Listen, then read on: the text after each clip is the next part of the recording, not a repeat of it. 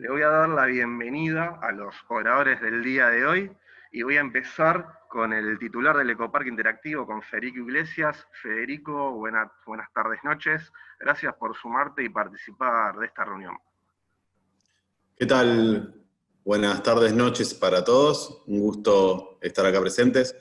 Espero que sea una jornada interesante para todos, que podamos charlar del ecoparque y de lo que ustedes también deseen. Así que gracias por esta oportunidad, por sumarse. Les cuento también que estoy acompañado de mis dos directores, Gustavo Panera, que es el director de Administración, y María José Catanzariti, que es la directora de todo lo relacionado a bienestar animal y conservación. María José, Gustavo, también bienvenidos y muchas gracias por sumarse y participar de esta relevancia. Y si te parece, Federico, quieren empezar con la presentación. Hacemos una breve introducción con una presentación y una vez que termine, pasamos... Me excuso, no me siento del todo bien, pero voy a arrancar con la presentación y después los voy a dejar a María José y a Gustavo para que sigan la presentación. Dale, Federico, perfecto. Muchísimas gracias. No, por favor.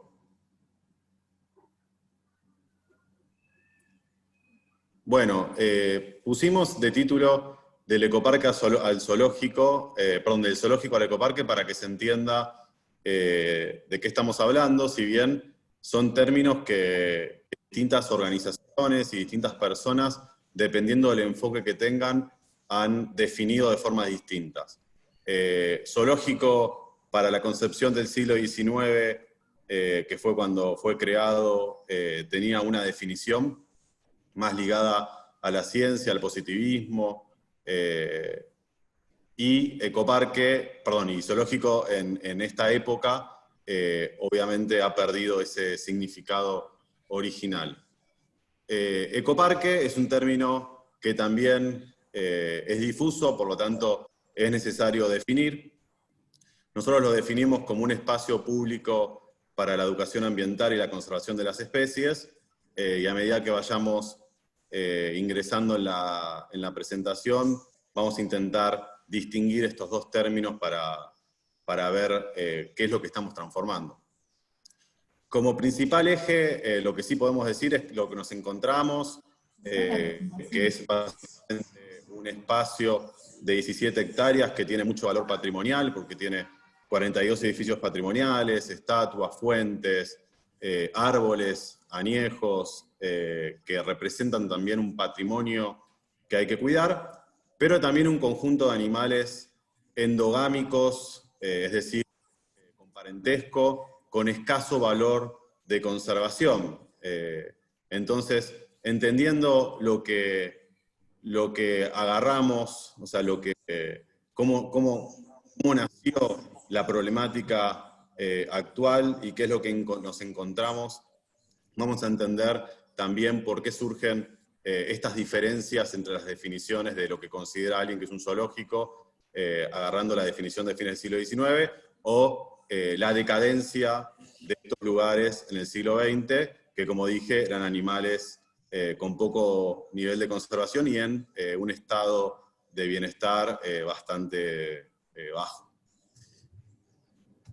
Acá pusimos algunas imágenes sobre el antes y el después, que para nosotros son significativas. Lo que se ve a la izquierda es el antiguo recinto de Papiones, había 11 Papiones, y lo que se ve a la derecha es el mismo recinto transformado en una ampliación del hospital veterinario, que cuenta con 3 laboratorios nuevos y toda una parte también nueva para cría de especies amenazadas. ¿Por qué es importante desde lo simbólico? Porque posiblemente el recinto de los Papiones era de los peores que había en el ecoparque. Si bien gran parte de los recintos antiguos eran de piso de cemento y de barrotes, en este caso también es un edificio patrimonial, ahí lo pueden evaluar con las columnas, que se nota que es un edificio importante y restaurado, no cumplía con ningún estándar de bienestar animal mínimo que podemos exigirle a las instituciones que tienen manejo de fauna controlada. Por eso simbólicamente consideramos muy importante esta transformación, ya sea porque los Papiones no están más y este este edificio se restauró, sino además se convirtió en un hospital moderno y con 3 laboratorios nuevos y tuvo una parte nueva de nursery, como quieran pronunciarlo, que trabaja específicamente con animales en peligro de extinción. Seguimos con la próxima. Estos serían los 3 ejes con los que trabajamos en este espacio. El primero tiene que ver con algo que todo el mundo repite, pero que es importante señalar, materializar y concretar, que es el bienestar animal. Nosotros asumimos con una institución con estándares no adecuados de bienestar animal, y lo primero que tenemos que hacer es hacernos cargo de ese legado y mejorarlo. En ese sentido, obviamente hay animales que pueden ser derivados a lugares donde van a estar mejor, como los casos emblemáticos de Sandra o de Mara, que fueron a santuarios, pero hubo otros animales que no pudimos encontrar de santuario y fueron derivados a otras instituciones donde consideramos que en el 100% de los casos van a estar mejor o están mejor. Ahora, hay animales que no pueden ser derivados y se van a quedar hasta el día que se mueran en el ecoparque, por lo tanto hay que garantizarles el mayor bienestar que se pueda en este lugar. ¿Por qué no pueden ser derivados? Por distintas razones. Enfermedades crónicas, o porque son muy viejitos y no aguantarían un traslado, o porque directamente no hay lugar que los reciba.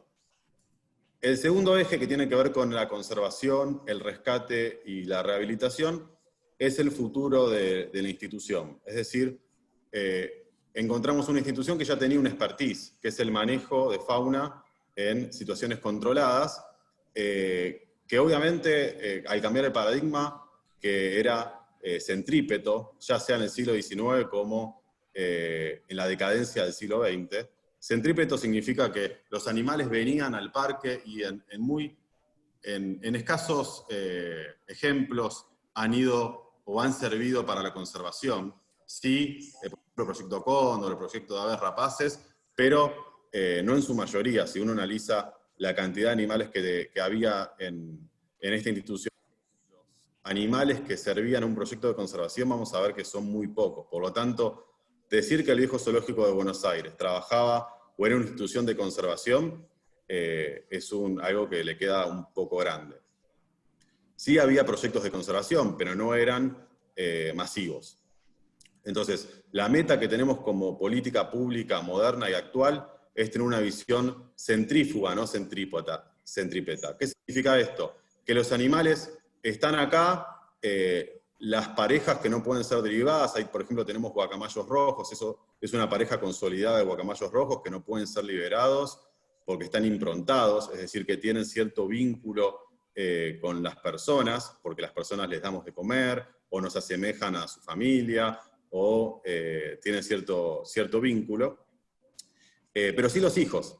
Pues a eso me refiero con una política centrífuga. Los hijos de los guacamayos rojos tienen que repoblar, en este caso, los esteros de Liberá, un animal que en ese territorio está considerado extinto, una especie, perdón. Entonces, recién se liberaron 20 guacamayos, de los cuales el ecoparque contribuyó con 10. Parece poco, pero justamente lo que estamos creando es una política que implica que el 100% de los animales que estén acá tengan una razón de ser, que en este caso es conservación, rescate y rehabilitación, y en lo posible para que no se queden en este parque, sino para que sean liberados o introducidos en ambientes naturales. Después podemos entrar en detalle de qué otros programas de conservación tenemos y estamos trabajando, y no hay ningún problema en hablar de eso.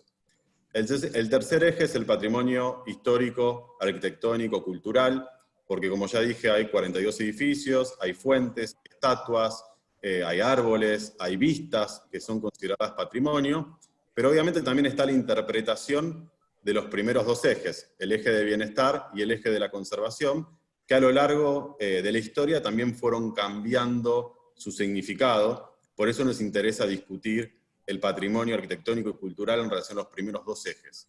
Por ejemplo, cuando se crearon los recintos, como dije antes, se pensó en una concepción que hoy sería disparatada, piso de cemento y barrotes. Hoy, bajo ningún concepto, esos animales pueden estar ahí. Pasemos a la siguiente, por favor. Bueno, estos son algunos de los números. Derivamos más de 870 animales, en el 100% fueron derivados con éxito. Nosotros tenemos un método para derivar y es una política que se tuvo que crear de cero, porque ahí está el ejemplo de Mara o de Sandra, ¿no? Son casos de exportación, porque para la ley argentina los animales lamentablemente son objetos, entonces hay que exportarlos. Esa capacidad legal, administrativa, técnica, hubo que crearla desde cero. Porque obviamente nosotros como Estado no hacíamos esto. Entonces, a partir del 23 de junio del 2016 a la fecha, hubo todo un tránsito técnico, administrativo, legal que hubo que cubrir. Por ejemplo, para derivar un animal se necesita algo que se llama certificado veterinario internacional, que se acuerda entre jurisdicciones, se acuerda entre un Estado y otro Estado. En realidad entre una autoridad sanitaria de un Estado y una autoridad sanitaria de otro Estado. Existe también lo que se llama CITES de exportación, que también es otro trámite que se hace en este caso no con el SENASA, sino con Fauna Nación. Bueno, todos son mecanismos entre distintas organizaciones estatales principalmente, pero también algunas del tercer sector o privadas, que requieren mucha coordinación. Para derivar a Sandra o para derivar a Mara tuvimos que hacer estudios veterinarios, y previo a los estudios veterinarios hubo que entrenar a los animales para que puedan responder para realizarse esos estudios. Y hay otro número que nos interesa destacar, más allá de los animales derivados, son los animales rescatados, porque es algo que si bien comunicamos en las redes, es importante porque todos los días sucede. 1.900 animales llevamos rescatados, en este caso rescatados, rehabilitados y en su gran mayoría liberados. Y con estos números quiero reflejar que la transformación sucede no solo en lo que es derivaciones, sino justamente en esto que hablábamos que era como un flujo y no como un stock. Es decir, animales que ingresan para ser curados, liberados, rehabilitados y luego devueltos a la naturaleza. Seguimos a la próxima, por favor. Las especies y la conservación, ¿no? Claramente no hace falta ser un tipo relacionado a este ambiente para entender que el mundo está en crisis, que estamos sufriendo una crisis ambiental enorme. Ayer se prendía fuego Villa Carlos Paz y sus bosques. No hace falta también recordar lo que pasó en el Amazonas hace poco. Y cuando nosotros discutimos la transformación de un ex zoológico, en realidad lo que estamos discutiendo son políticas públicas mucho más grandes, que nos interpelan en cuestiones como consumidores o como productores. Está todo relacionado. Nosotros podemos trabajar en la conservación, y ahí pusimos algunos ejemplos, de, no sé, el cardenal amarillo. Pero si el cardenal amarillo sigue sufriendo la fragmentación, la degradación, o en algunos casos la extinción de sus hábitats, va a ser muy difícil que podamos seguir avanzando. Y para profundizar en este tema tendríamos que preguntarnos por qué. Gran parte de esta pérdida de hábitats o degradaciones de hábitats está dada principalmente por nuestros hábitos. Hábitos de consumo y hábitos de producción. Con lo cual, acá no lo menciono como uno de los 3 ejes, pero transversalmente a estos 3 ejes, bienestar, conservación y patrimonio, está la variable educación.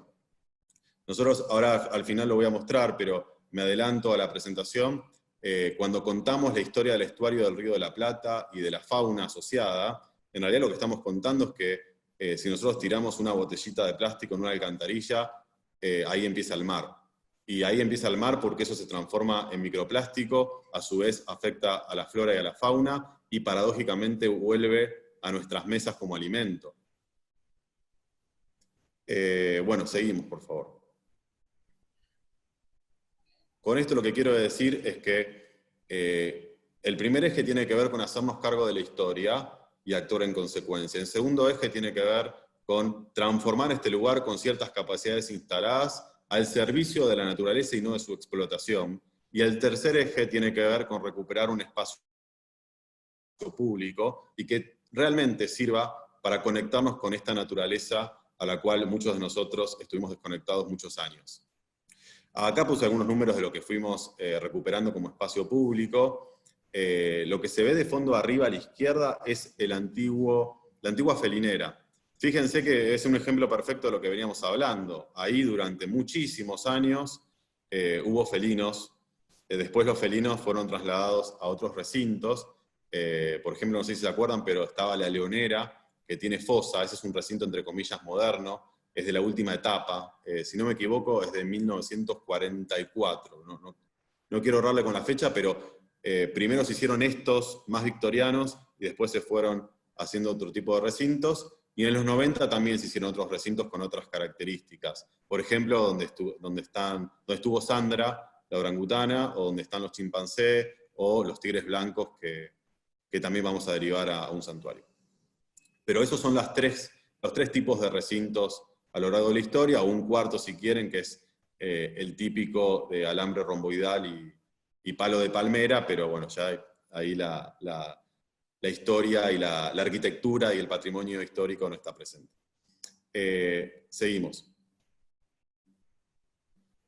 Bueno, obviamente este espacio siempre tuvo otras características que no están relacionadas a los animales o a la flora. A fines del siglo XIX, principio del XX, si bien estaba esta mirada cientificista, positivista, etc., también Onelli principalmente puso como variable la diversión. Entonces hubo un trencito que llevaba a los visitantes a dar una vuelta. Carrusel existió durante muchísimo tiempo. Ahí a la derecha lo que hoy es una confitería, que es la Casa Bagley, fue una estación de ese trencito que les mencionaba antes. Es decir, que hubo un espacio público también ligado al esparcimiento. Esparcimiento que, perdón que lo diga tan brutalmente, terminó con cuestiones horrendas como tirarle galletitas a los animales, ¿no? Que no tiene nada que ver con lo que estoy mostrando en la foto. Pero esta concepción original, con la cual yo no estoy de acuerdo, de fines del siglo XIX, pero que no puedo ser anacrónico en mi crítica hoy, terminó en algo que es relativamente reciente y que no tiene nada que ver ni con el bienestar, ni la conservación, ni demás, que es tirarle galletitas a los animales. Ese es un ejemplo atroz de las cosas que pasaron hasta hace relativamente poco en tiempos históricos. Seguimos, por favor.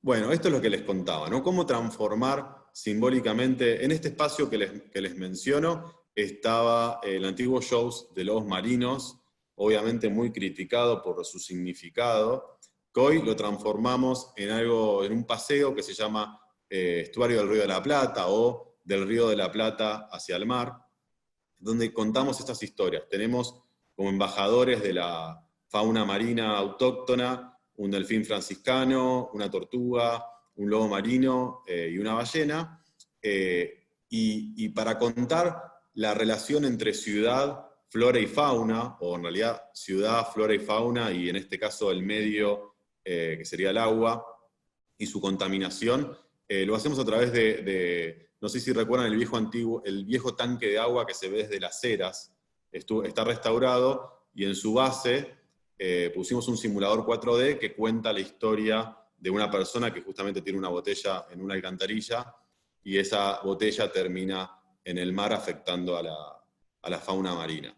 En este caso no necesitamos ningún animal para contar una historia de conservación. O sea, pero lo que interesa es el mensaje, es contar de que nosotros como ciudadanos urbanos, y no solamente nosotros, aproximadamente entre el 90 y el 92% de la población mundial vive en ciudades, y posiblemente me esté quedando corto. Sin embargo, tenemos una relación directa con los bienes y servicios que consumimos, pero que se producen a nivel federal.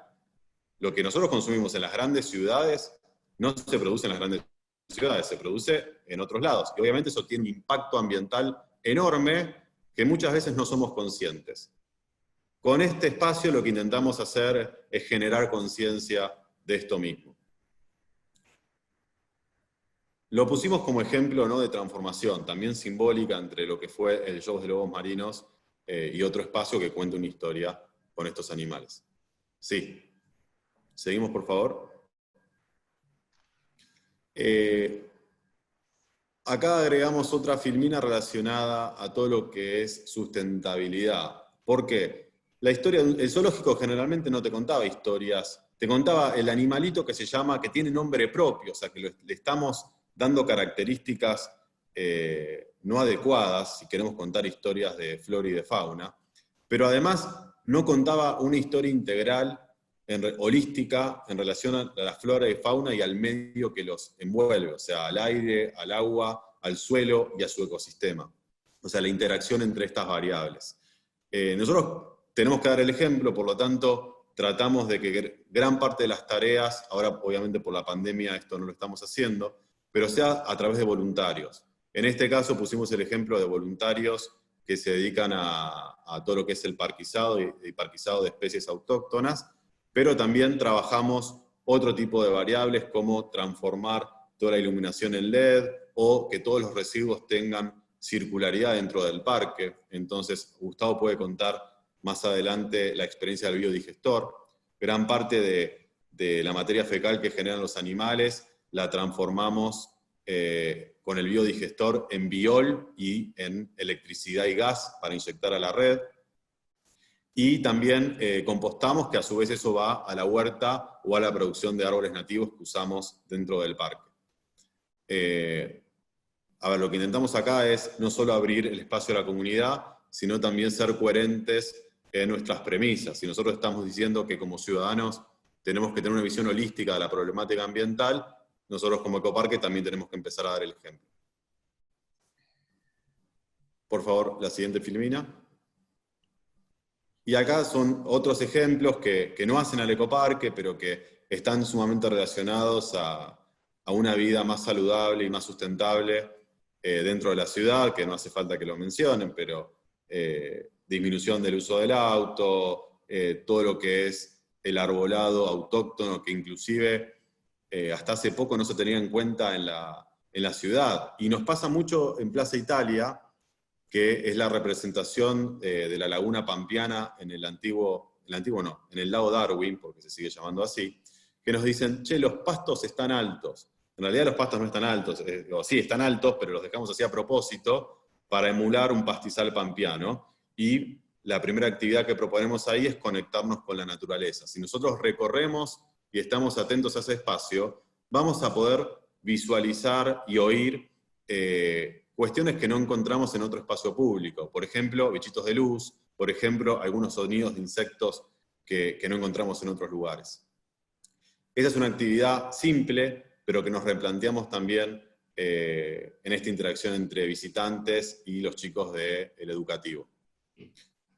Creo que esta es la última, a ver si tenemos una más.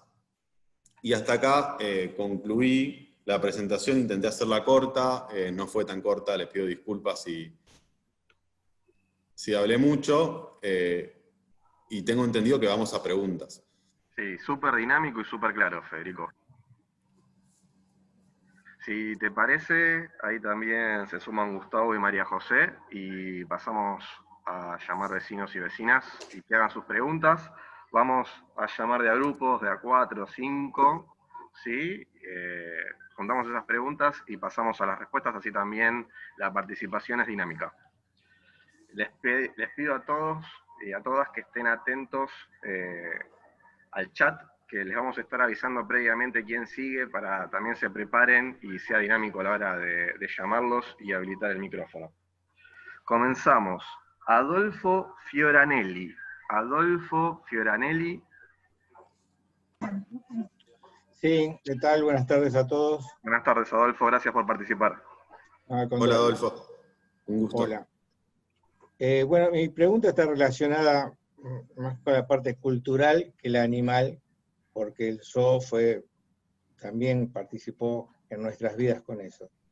El zoológico, con tanto Holmberg o con Clemente Onelli, crearon una biblioteca de más de 20.000 volúmenes. Y esa biblioteca, cuando el zoológico fue privatizado, la descartaron y estuvo más de 15 años embalada y en pésimo estado en una de las bibliotecas de la ciudad.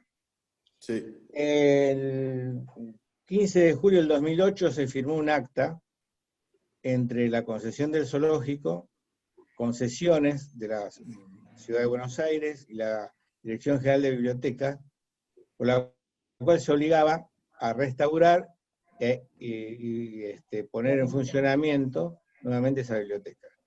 Mientras estuvo el zoológico, yo no tengo idea que eso se haya hecho.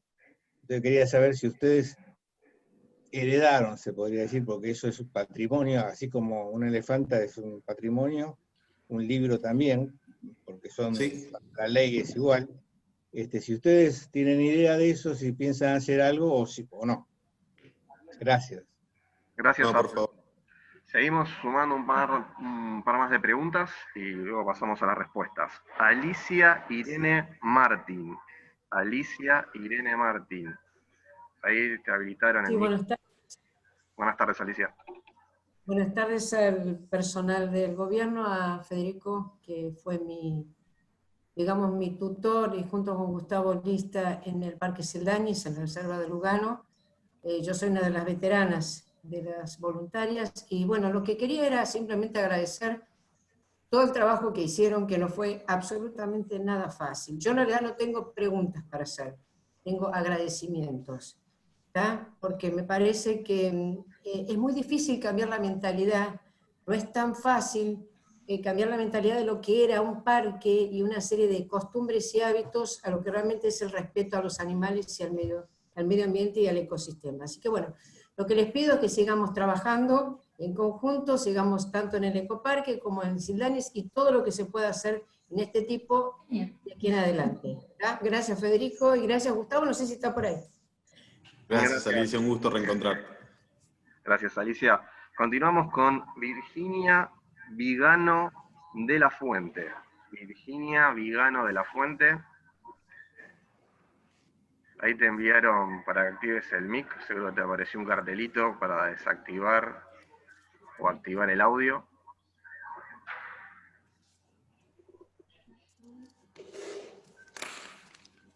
Ahí está, ahora sí. Ahí te escuchamos. Bueno, buenas tardes. Tengo el honor hoy de estar en esta reunión. Mi padre fue administrador del jardín zoológico. Y yo tengo esta foto cuando era chiquita y quiero saber qué pasó con la casa de los elefantes. Si hubo alguna modificación. Hace muchos años que no voy al zoológico, pero tengo el honor de estar arriba de este elefante cuando el elefante salía a dar la vuelta. Así que para mí es algo muy caro a mis afectos y veo todo lo que han hecho y los felicito. Y el trabajo que han hecho para llevarle elefanta a Brasil, todo el trabajo que costó.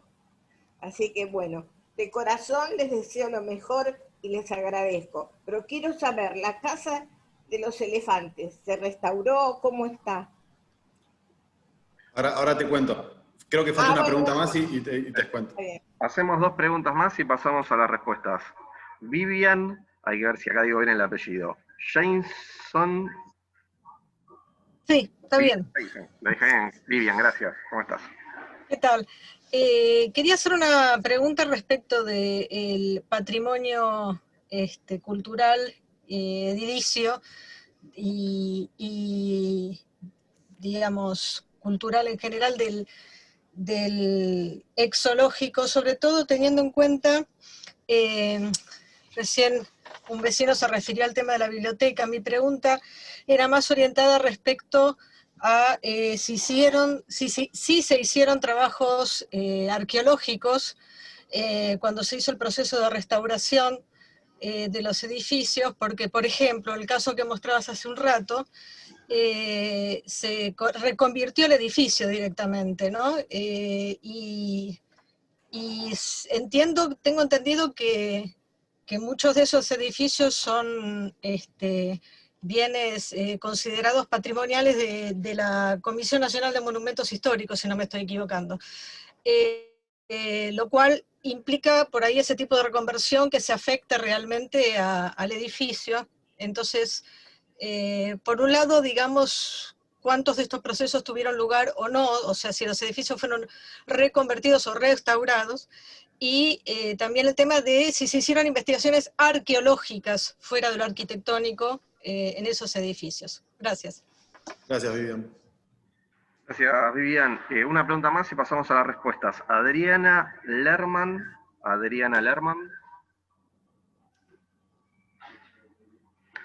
Sí, buenas tardes. Buenas tardes. Yo quise visitar el ecoparque el año pasado varias veces en fines de semana, no recuerdo las fechas, si estaba cerrado. Quería saber si ya está abierto, si lo van a abrir, cómo va a ser el tema de las visitas y sobre todo ahora que empiezan con este encierro y eso, si empiezan a abrir las cosas, si van a abrir el ecoparque de alguna manera segura para poder ir y visitarlo, los que vivimos dentro de Capital Federal por lo menos, o que podamos llegar en auto. Bárbara, Diana. Bueno, si les parece, pasamos a esta tanda de respuestas y después continuamos con más preguntas. Buenísimo. Arranco con Adolfo, que preguntó por la Biblioteca Sarmiento. Sí, tenés razón, es una muy buena descripción la que hiciste. La biblioteca estaba fragmentada. Lo que hicimos fue unir esas piezas, las que encontramos, y lo que estamos haciendo con la Universidad de San Martín es la restauración de esa biblioteca. Estamos restaurando ejemplar por ejemplar, se llama Instituto IDEA de la Universidad de San Martín, que son especialistas justamente en este tipo de actividades. Y lo que vamos a hacer es exhibirla en el Templo de Vesta, que también fue un edificio restaurado. Coincido con Adolfo que es un patrimonio histórico invaluable, en especial por sus primeros 3 directores que se ocuparon de hacer publicaciones de ciencia y también la revista de Jardín Zoológico. Pero más allá de eso, hay otros volúmenes que hay que rescatar. Así que estamos trabajando con la Universidad de San Martín a través de un convenio interadministrativo con ellos. Obviamente por la pandemia ese trabajo ahora está pausado, pero la idea es seguirlo.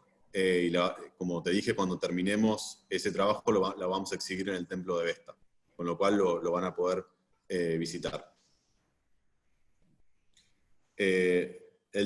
¿Sigo? ¿Querés que...? Sí, sigamos. Preguntas, no hay problema en contestar, obviamente.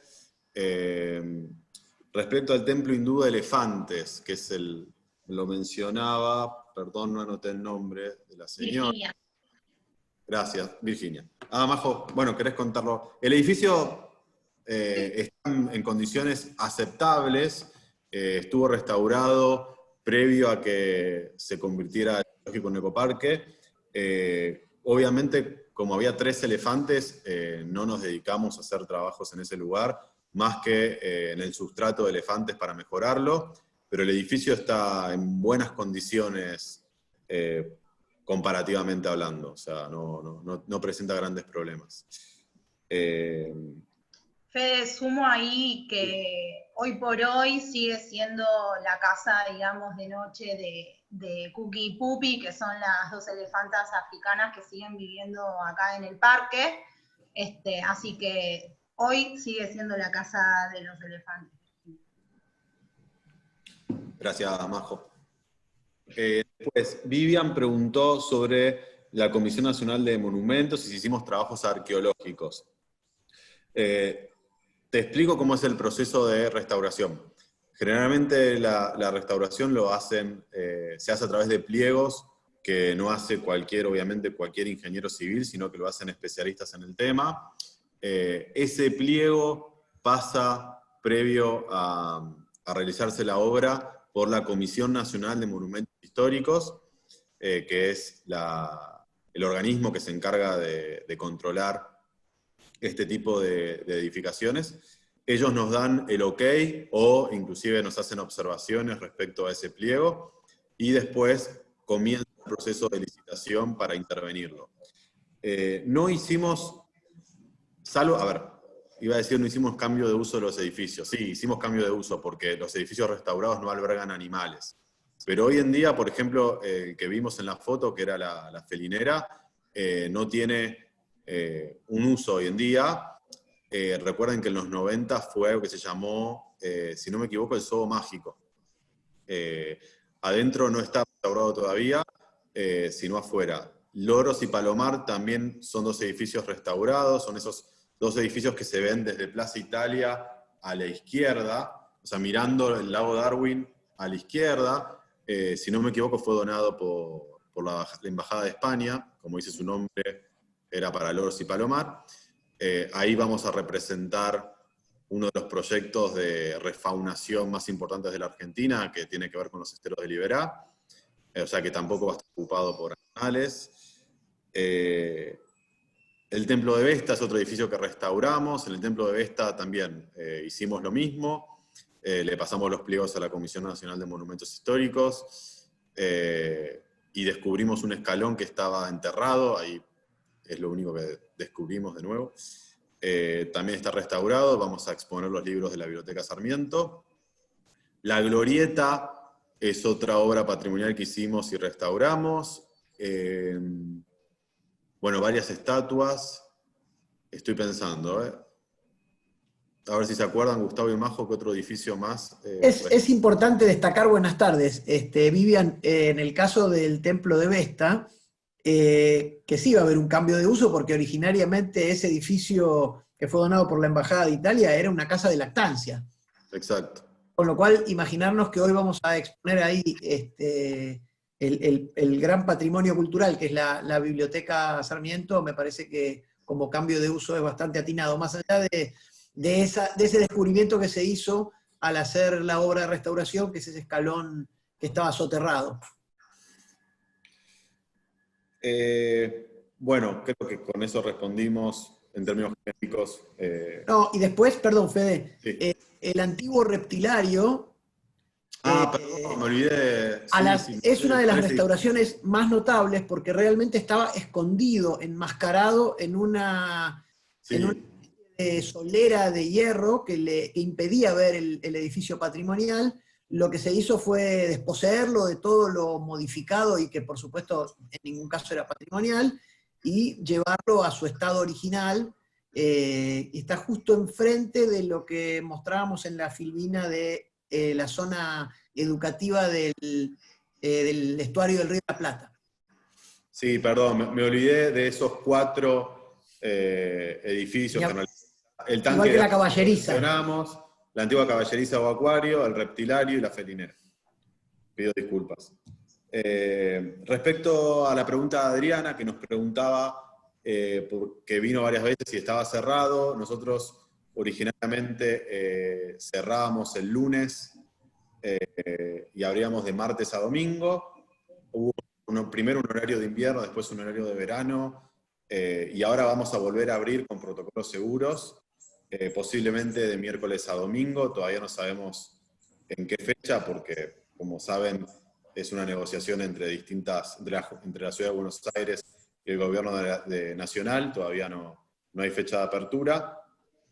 Las actividades no van a estar al 100%, por ejemplo, lo que conté del tanque de aguas con el simulador 4D no va a estar habilitado en principio porque es un espacio muy reducido, entonces por cuestiones de seguridad no podemos.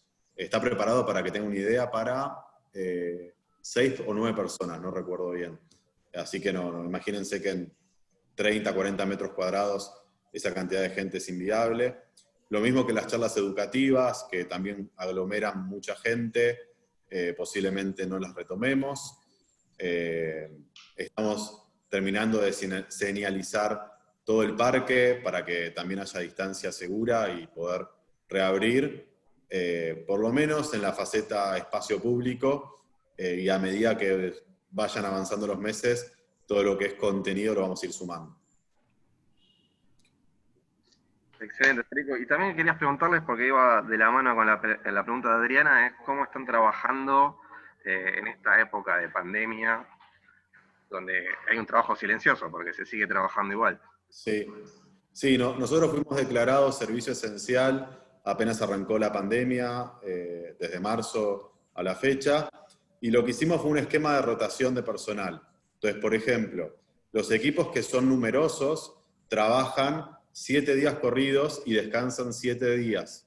Ese es el caso de cuidadores y veterinarios principalmente, lo cual nos permite, con este sistema de rotaciones, evitar que, primero, tener un equipo de backup, o sea, y después, por otro lado, evitar la circulación del virus. Entonces, en los casos que hemos tenido de positivos, que sí los hemos tenido, la rotación hizo que los síntomas aparezcan apenas descansan. Ahí los mandamos a hisopar, obviamente si da positivo queda bajo cuidado médico, pero nos dio una ventana de tiempo para actuar muy interesante. Y con respecto a los equipos más chiquititos, que son, por ejemplo, parquización, seguridad, gestión ambiental, vienen salteados días intermedios y generalmente trabajan con distanciamiento social. Entonces, en el parquizado nosotros tenemos 17 hectáreas, no necesariamente porque vengan 2 personas de parquización trabajan juntas.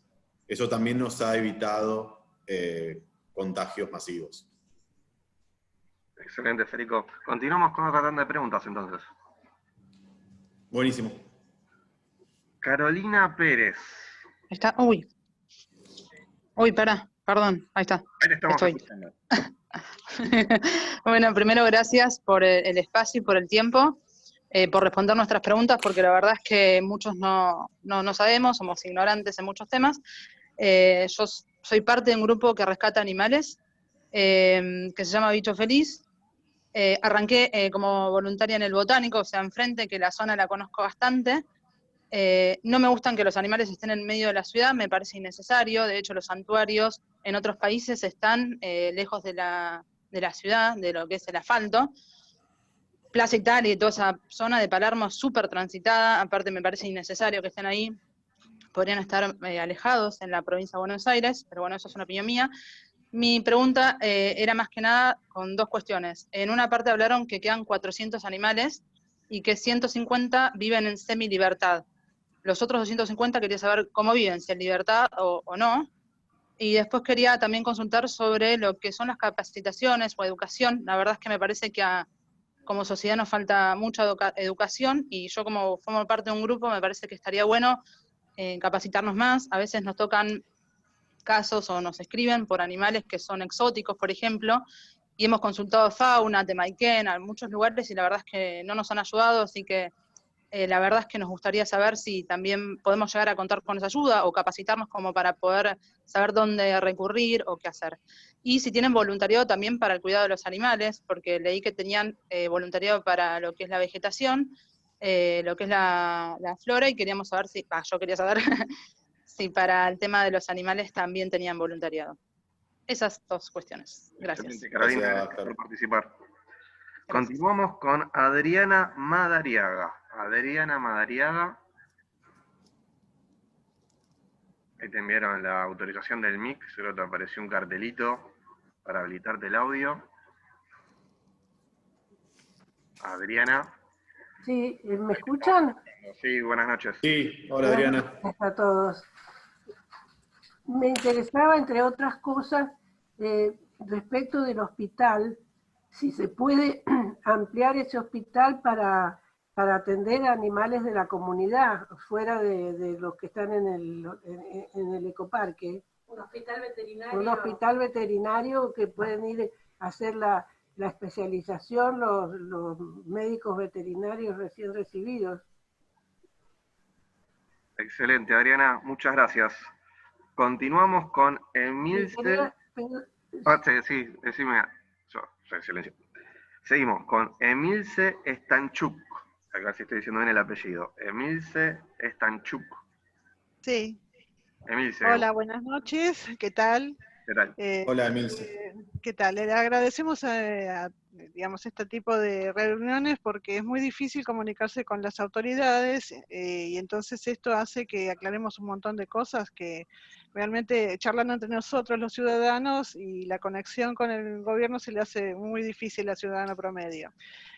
Mi pregunta es, digamos, el nivel de construcción, como vendríamos a decirlo en cemento, si está controlado con respecto a las partes verdes del ecoparque, digamos, que no se le vaya la mano construyendo caminos y senderos y murales, de los cuales se vaya restando la parte verde de, digamos, el ecoparque.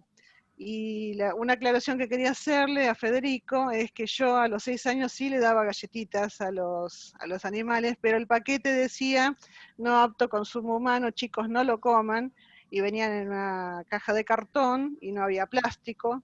Entonces, la primera impresión que tuve, que fue la jirafa y el elefante, para mí fue una experiencia maravillosa, y que realmente me conectó con la conservación, siendo que eran los años 70 y no se hablaba de conservación, por lo menos acá en la Argentina.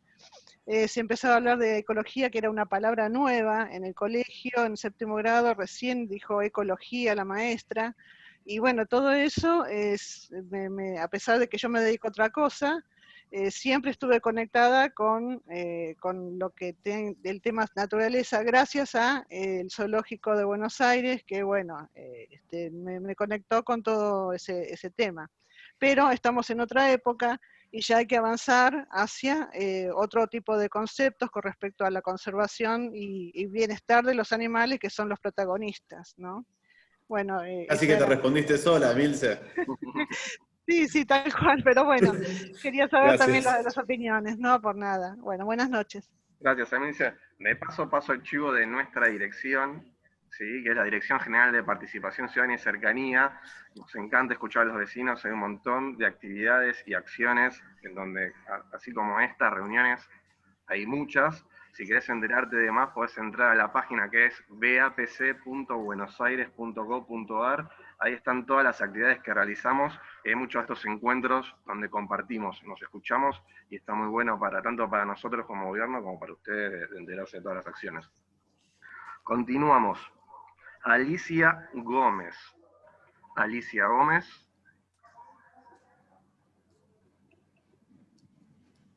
Ahí te enviaron la autorización, Alicia.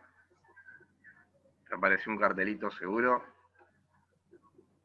para activar el mic.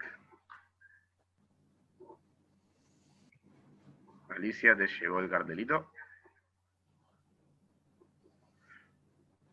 Si no, continuamos con el que sigue. Ahora sí me escuchás. Hola. Ahí te escuchamos, Alicia. Buenas noches. Perfecto. Buenas noches. Hace relativamente poco tiempo estoy muy vecina, muy cercana al ecoparque, y con mucho gusto te digo que lo he recorrido, he visto los carteles donde se informan las especies de los árboles, los que son mariposarios, y bueno, y una serie de cosas que realmente me resultó de muchísimo agrado, y que como vecina también me gustaría poder colaborar con lo que decidan, con lo que dispongan, que por ahí puede ser necesario, porque es un espacio que realmente es muy lindo, está quedando muy, muy agradable. Entonces a veces hay que ocuparse de gente que por ahí no presta atención a demasiadas cosas, o no sé, o tira cosas al agua con chiquitos, y yo me pongo un poco en señorita maestra diciendo esto no corresponde, ¿no?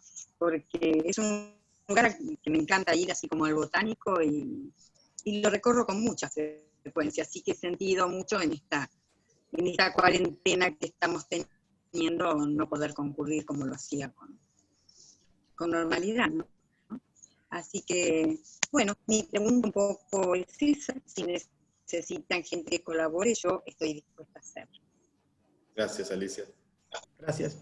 Hacemos una pregunta más y pasamos a la tanda de respuestas. Daniel Aguirre. Daniel Aguirre. Ahí te envían la autorización para activar el mic. Estamos escuchando. ¿Sí se escucha? Sí, perfecto. ¿Se escucha? Sí, perfecto. Bueno, perfecto. Mira, nosotros desde el Consejo Consultivo de la Comuna, que yo presido, habíamos hecho una presentación en su momento cuando estaban en plena obra, pidiendo que si se podía integrar el túnel que pasa debajo de la Avenida Libertador, que tiene entrada directa por el ecoparque, que está totalmente en desuso, si eso se podía integrar. Y recibí con agrado en su momento una nota de las autoridades diciendo que se estaba estudiando esa posibilidad. Quería saber si hay algo previsto para eso, y porque pensamos que se podía integrar para la flora que se puede trabajar sin sol, ¿no? Y otras actividades que se pueden llevar a cabo en ese lugar que no tiene sol, obviamente. Bueno, quería saber si había habido alguna novedad con respecto a eso. Gracias, Daniel. Bueno, Federico, María José y Gustavo, si les parece, pasamos esta tanda de respuestas y después vamos a una tanda más de preguntas. Bueno, arrancamos con Carolina. Anoté básicamente algunas preguntas. ¿Por qué un centro de rescate en Plaza Italia? Buena pregunta. Se me ocurren dos preguntas, dos respuestas iniciales. La primera es que tenemos una capacidad instalada de profesionales enorme. Posiblemente somos la institución que básicamente trabaja con fauna en condiciones controladas, que tenga la mayor cantidad de veterinarios disponibles para solucionar problemas en relación a este tipo de animales. Con lo cual, y tenemos equipamiento y tenemos la infraestructura. Obviamente esa respuesta no alcanza por sí sola. Le podría agregar, inclusive, y Majo me podría ayudar en esta respuesta, que es que la Facultad de Veterinarias no tiene una especialidad en la carrera directa de lo que es fauna silvestre, y la experiencia se logra trabajando en este tipo de instituciones, lo cual me parece que tampoco es una respuesta satisfactoria, a lo cual agregaría que nosotros como ciudadanos urbanos también convivimos con fauna urbana. El centro de rescate que está en Costanera Sur, pero que principalmente trabaja con nuestros profesionales, recibe un montón de fauna que no son ni palomas, ni torcasas, ni bichitos que comúnmente nosotros vemos como ciudadanos, sino que recibe una gran cantidad de aves rapaces, de aves acuáticas, de mamíferos, que viven en la ciudad con nosotros y que sufren las consecuencias de vivir con nosotros. Nosotros auxiliamos, ese número de rescatados, te diría que en un 95-99% está integrado por fauna silvestre que vive en la ciudad. Entonces estamos dando una respuesta a esos animales que si no, no la daría nadie. Y yo creo que ahí tenemos dos cuestiones, resumiendo la postura. Tenemos que profundizar la política pública en relación al bienestar de estos animales silvestres, y segundo, podemos generar esta capacitación a veterinarios que salen de la universidad, más para atender perros y gatos que para atender fauna silvestre. Y a eso le mezclo otra pregunta que es... Perdóname, Fede. Sí, perdón. Yo sumaría, que no es un tema menor, en las situaciones de intervención judicial, cuando se produce tráfico de fauna silvestre, el ecoparque trabaja de manera integrada y muchas veces ha tenido que ir, incluso con el expertise de los profesionales cuidadores o veterinarios, para poder rescatar estos animales silvestres que a veces están mascotizados o en viviendas. Sí. Tenemos, Majo lo puede seguramente relatar y con una sonrisa muy grande, el caso que hubo el año pasado de una gente que tenía en su casa un puma, por ejemplo. Digo, en el barrio de Mataderos, no estamos hablando. En Mataderos, claro. Como esos casos hay un montón, es decir, en esos 1.900 animales rescatados hay una cantidad de intervenciones judiciales donde se convoca a esta institución por esta cuestión, ¿no es cierto?, de la capacidad profesional, para que pueda participar, porque si no quedaría trunca la actividad jurisdiccional, porque ¿qué haría un órgano judicial con, no sé, 50 aves, por ejemplo, que se estaban traficando en una casa? Perdón la interrupción, pero me pareció que era un tema que hay que sumarlo porque... Está muy bien, ¿no? Está muy bien porque yo hablé solo de un eje, que es el rescate, rehabilitación y reintroducción de fauna silvestre que vive en las ciudades. Gustavo incorporó el segundo eje, que tiene que ver con el tráfico de fauna, y recuerdo que los grandes ciudades son los demandantes de esos animales silvestres que son traficados, lamentablemente. Ahí vuelvo de vuelta al rol de la educación. Le dejo a Majo para que desarrolle la cuestión de la especialidad veterinaria, que no me parece menor. Sí, igual, previa a eso, o sea, en adición a lo que dice Federico respecto a, yo soy veterinaria, estudié en la Universidad de Buenos Aires, y hasta el momento la especialidad en lo que es clínica de fauna silvestre no forma parte de una especialidad dentro de la facultad, sino que nuestros profesionales que trabajan en el parque, mucho lo han aprendido por ímpetu propio, ¿no? Por vocación y de años y años de dedicarse a esto. La verdad que tenemos un muy buen cuerpo de profesionales que se dedican a esto, así que por eso somos por ahí quienes podemos responder a estas necesidades de la ciudad frente al rescate de fauna urbana silvestre. Y después, Carolina, lo que quería sumar un poco para responder el punto tuyo respecto a por qué animales dentro de lo que es la ciudad y que no compartís esa postura que claramente entiendo y comparto. La realidad es que nosotros tenemos que hacernos cargo de lo que como humanos hemos generado durante tantos años. Estos animales que hoy viven en el parque son animales que vivieron toda su vida bajo cuidado humano, no pueden desempeñarse libremente en la naturaleza como quisiéramos, por ende somos responsables de ellos y de mantenerlos y de garantizarles las mejores condiciones posibles. En esa línea es que desde el año 2016 venimos trabajando en todo lo que es las derivaciones, y Federico les comentó, todos aquellos animales que pueden ser derivados, son derivados siempre y cuando se les mejoren las condiciones al lugar donde van a ser derivados, y aquellos animales que por distintos motivos, ya sea porque son gerontes y no pueden atravesar un viaje porque corre riesgo su vida o tienen algún tipo de patología que no permita su traslado, permanecen en el parque, pero permanecen de manera tal que se garantice un buen estado de bienestar. Para eso contamos con un cuerpo que se encarga de su nutrición, de todo lo que es la parte comportamental y demás cuestiones. Majo, me parece que es interesante también, por ejemplo, los cóndores. A nosotros hace muchos años como institución y desde antes que sea Ecoparque, rescatamos, rehabilitamos y liberamos cóndores con plomo en sangre. ¿Por qué los cóndores tienen plomo en sangre? Bueno, porque generalmente comen una presa o un puma que ha sido víctima de un disparo, o sea, de una bala con plomo. Ese animal en la puna, en la montaña, en el campo, come este animal con o de cebos tóxicos, y ahí se muere, o en este caso de una bala de plomo, y obviamente tiene plomo en sangre, que es rehabilitado acá, pero no se queda en el ecoparque. Después vuelve a ser liberado en el ecosistema. De eso hablábamos cuando interpelábamos a que lo mirábamos como flujo y no como stock. A nosotros no nos interesa coleccionar animales como si le interesa un zoológico.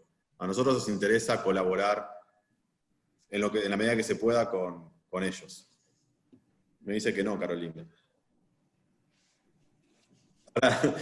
Después, si querés escribir, bueno, es para larga el debate.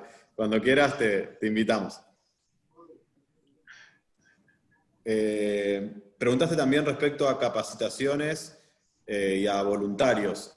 No quiero dejar de responder eso. Hoy los voluntariados están suspendidos por el COVID. Hay voluntariado tanto de lo que es flora como también relacionado al cuidado animal, pero hoy están suspendidos y no sabemos cuándo lo van a tomar por cuestiones obvias.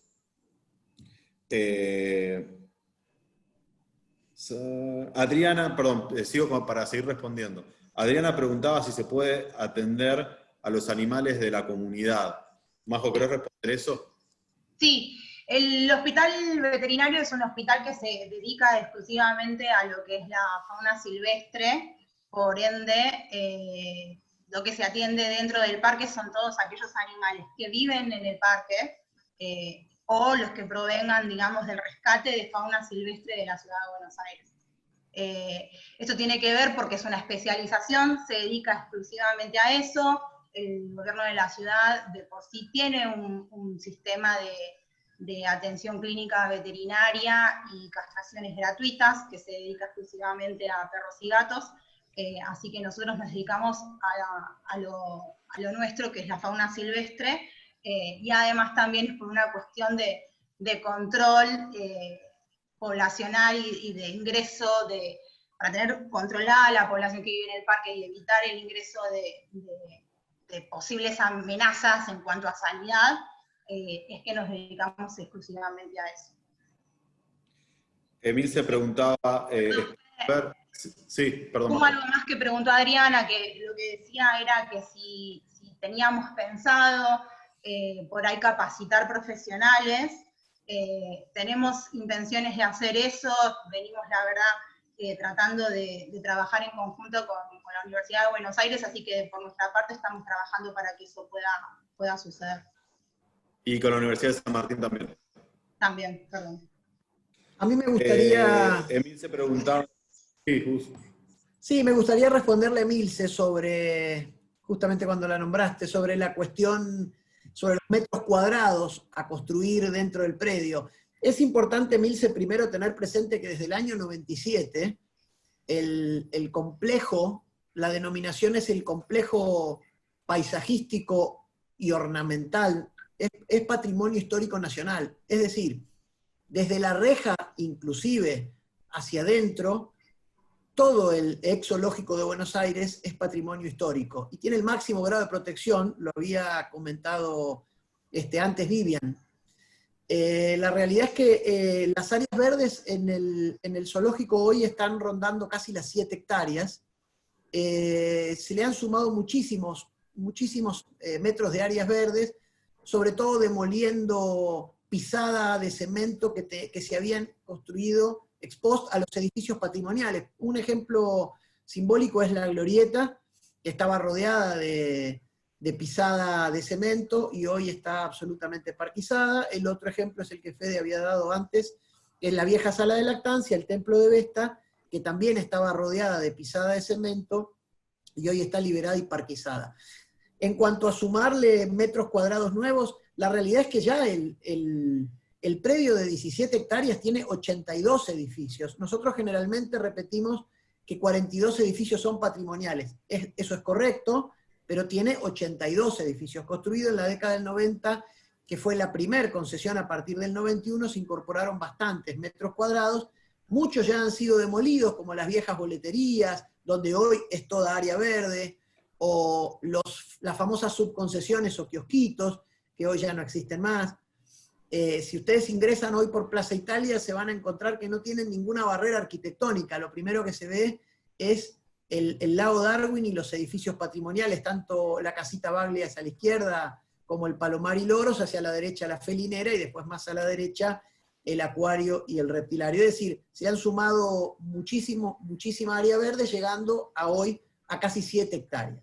Después, en cuanto a la modificación del complejo paisajístico, hay que tener presente que los árboles son patrimoniales y los caminos son patrimoniales, es decir, las 3 elipses que tiene el ex zoológico de Buenos Aires, hoy Ecoparque, tienen grado de protección patrimonial, con lo cual lo que nosotros realizamos fue la puesta en valor de los caminos, no construir nuevos caminos, sino por el contrario.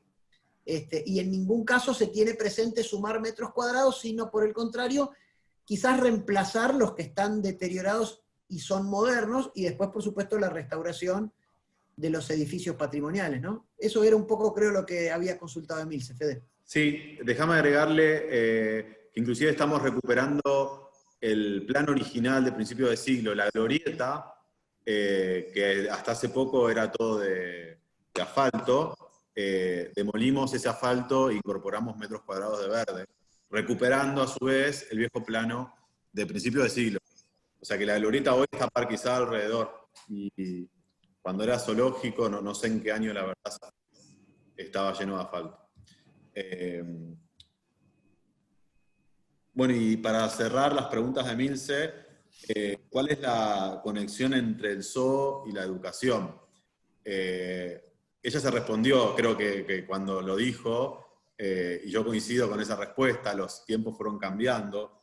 Yo lamentablemente, a diferencia de muchas personas que todavía defienden el zoológico, no creo en una causalidad directa entre ver un animal y ser una persona educada.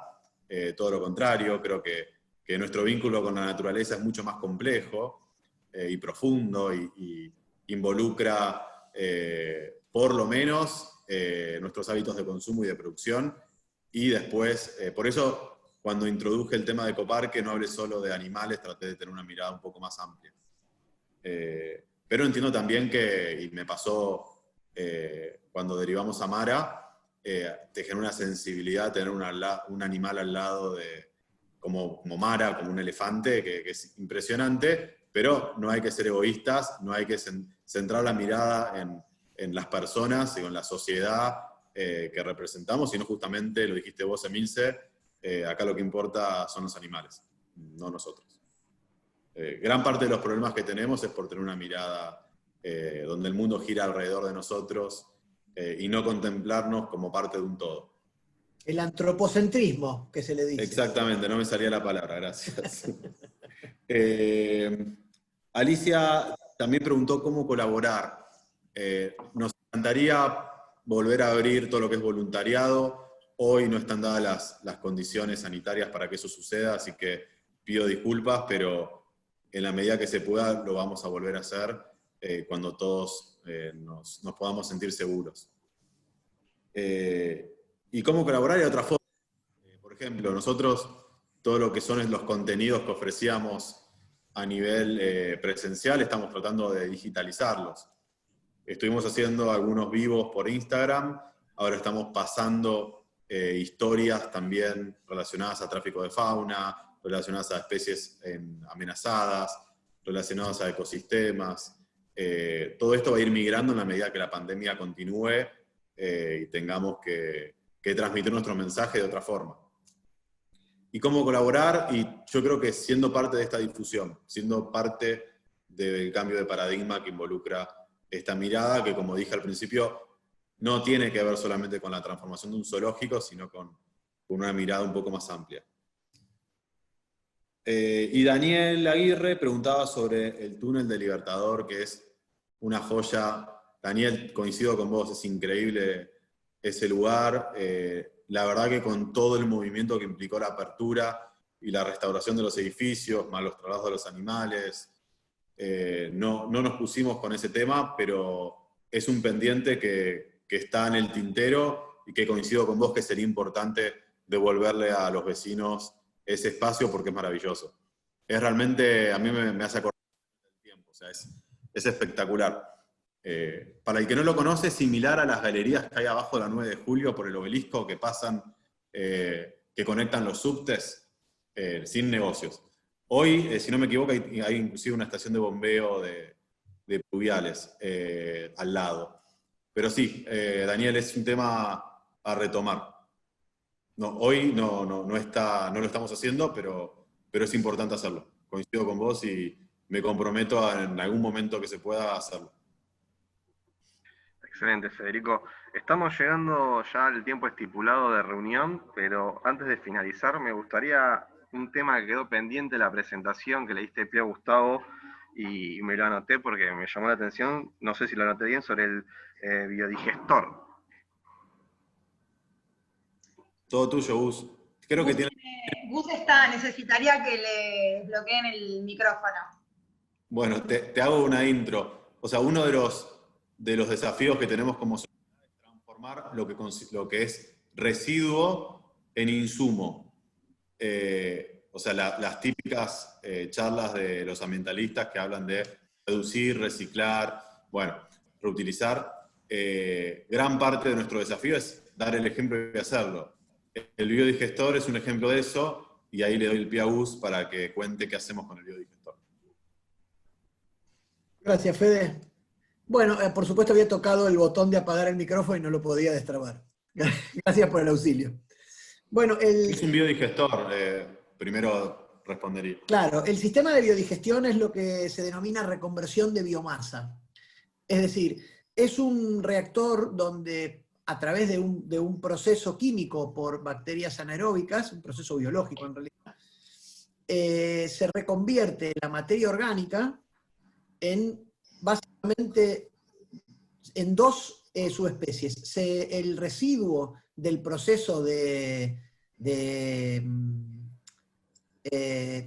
proceso anaeróbico se desprende como residuo el biol o el biofertilizante y como materia prima primaria el biogás. Es decir, nosotros en el ecoparque tenemos generación básicamente de dos residuos en grandes cantidades. Uno son los residuos orgánicos de las especies que habitan el ecoparque, aunque parezca una cifra estrafalaria, en el año 2017 eran 1.100 kilos por día, o sea, más de 1 tonelada, y lo repito, 1.100 kilos por día.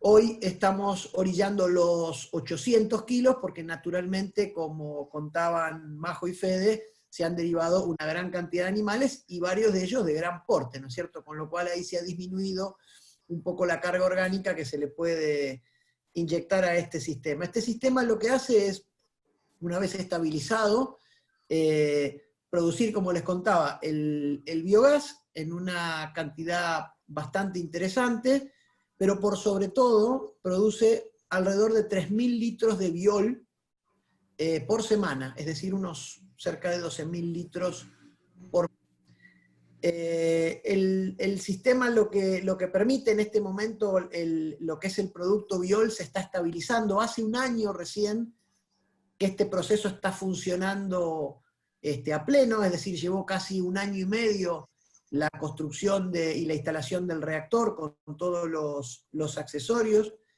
Esto funciona con agua que se recicla, y se hace un proceso de licuación de la materia orgánica y se incorpora al reactor. El reactor produce biogás, el biogás alimenta un generador eléctrico que a su vez inyecta la producción de electricidad a la red. ¿Por qué se diseñó en este sentido y no se alimentó la línea del ecoparque? Primero porque la generación distribuida de energías renovables no es necesario alimentar el propio consumo, o sea, esto de yo enciendo mis lamparitas con la electricidad que genero, sino este concepto de prosumidores, es decir, de productor-consumidor de energía, que en el caso nuestro, porque habría que hacer un tendido físico para llevar la energía desde donde está emplazado el biodigestor, en la zona de República de la India, hacia la zona de los edificios, con lo cual sería costosísimo. Es mucho más fácil devolverle la energía a la red y de esa manera convertirnos en prosumidores. Esa instancia está en este momento en implementación, es decir, se está terminando de aislar el generador eléctrico que se alimenta con gas. Lo que sí hoy estamos produciendo a bastante ritmo es el biol, y nosotros en principio, hasta que se estabilice el producto, que hay que hacerle análisis, digamos, bacteriológicos, digamos, casi periódicamente, una vez por mes, hasta que el producto se estabilice, lo estamos usando como fertilizante en el mismo predio. Se lo coloca en las cisternas que alimentan los sistemas de riego, o a veces en los sistemas de riego manuales.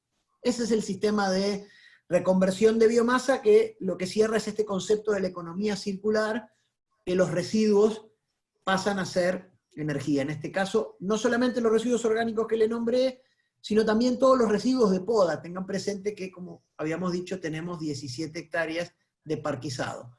Con lo cual, un detalle que no sé si quedó claro. La empresa de energía te cambia el medidor y te da algo que se llama medidor bidireccional. Significa que te mide cuando te da la electricidad a la empresa, pero también cuando vos inyectás electricidad con estos sistemas. Entonces, se netean los consumos y los costos. Esto es súper interesante y tiene sentido para, bueno, no es una charla de energías renovables, pero tiene sentido para algunos contextos y es algo de lo que también queremos hablar en el ecoparque. Ese es el concepto de prosumidores, ¿no? De productor de energía y consumidor. Muchos lo hacen con, con energía solar térmica, es decir, sea fotovoltaica o cualquier otra solar térmica o con eólica. Nosotros lo hacemos a partir de la producción de gas en base a residuos orgánicos. Si les interesa este tema de energías renovables, pueden estar atentos a la página de Participación Ciudadana, porque en el mes de octubre vamos a estar organizando una charla similar a esta, pero exclusiva de energías renovables. Bueno, Fede, Majo y Gus, les queremos agradecer este tiempo, esta charla, este espacio. No sé si quieren hacer un cierre y bueno, y gracias. Bueno, en principio agradecer a todos los que se conectaron. Pedimos disculpas por las preguntas que no se pudieron responder. Estamos siempre atentos a las redes y nos comprometemos también a generar ese espacio. Nos encantaría hacer otra reunión como esta, no hay ningún problema. Somos funcionarios que nos gusta responder, contar lo que hacemos, resolver inquietudes, tomar también propuestas, así que les agradecemos y esperemos que esto se repita en breve. Gracias, Fede, Majo, Gus. Gracias a todos los que participaron, gracias. Se anotaron y bueno, la repetiremos y estaremos en contacto mediante nuestras redes informándonos sobre otras charlas. Buenas noches a todos y que tengan una buena semana. Chau. Buenas noches, un gusto. Gracias.